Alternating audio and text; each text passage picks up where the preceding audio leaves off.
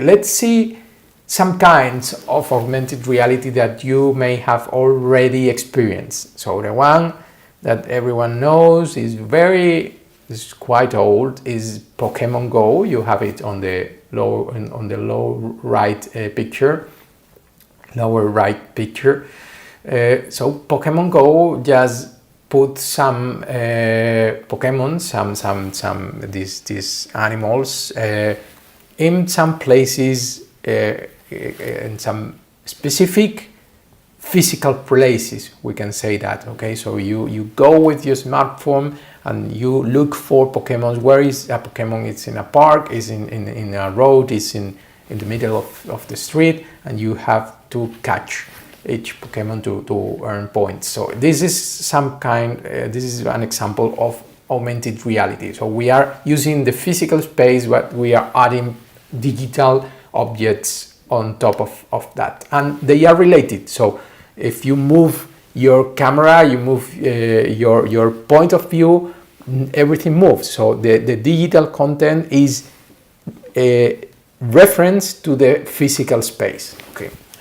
The same happens in the upper right. You have a filter that is provided by Zoom application, so you can experience if you haven't experienced filters yet, you can enable them very easily, and you can see yourself with a helmet, with a Viking helmet or whatever, with different kind of accessories, hats, etc.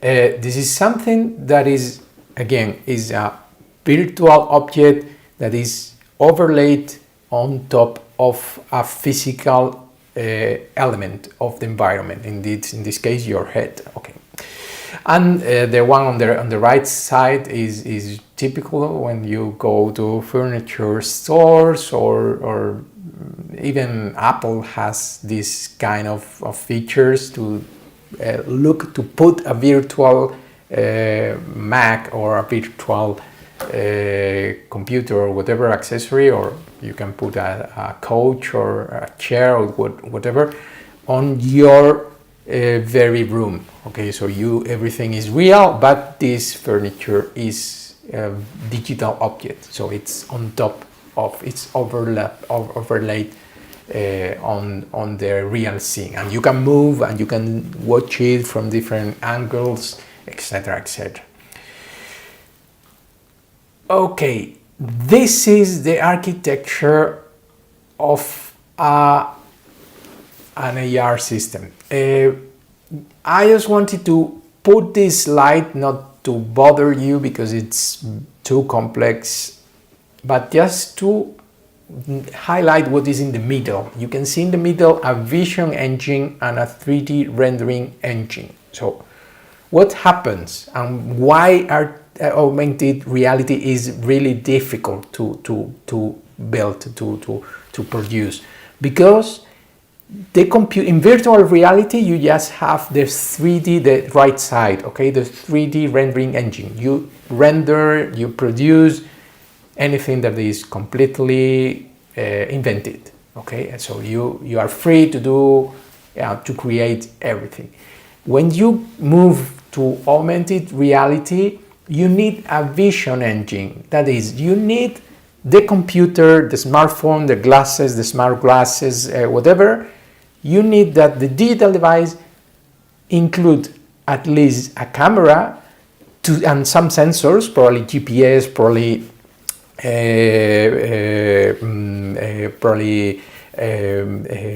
some gyroscopes, etc, etc, to understand and read the real environment. Why? Because digital objects are overlapped on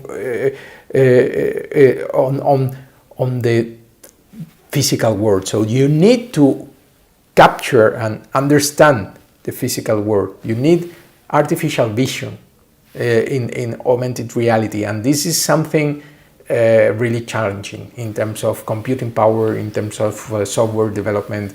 So this is the reason why augmented reality is more advanced than virtual reality. And Another interesting point is that we have different types of augmented reality based on the displaying technology. Okay, so here you have optical see-through, the first one. So the first one is obvious. Okay, so you put on a glass, you put on your smart glasses, or you switch on your camera in your smartphone, and then you can see through your camera. Okay, so the first one is optical see-through, is normally smart glasses or any kind of transparent glass that lets you see through. Okay, then number two is a video see-through. Okay, so it can be a virtual reality glasses plus a camera, or it can be your smartphone. So your smartphone is capturing the reality, the physical reality, through a camera, and then replicates it on the screen and adding the digital content. So this is the second option, but there are some other options probably that you may have heard much less. The third one is what is called the virtual retinal displays. What is that? Okay, here you have a picture of a VRD glasses that directly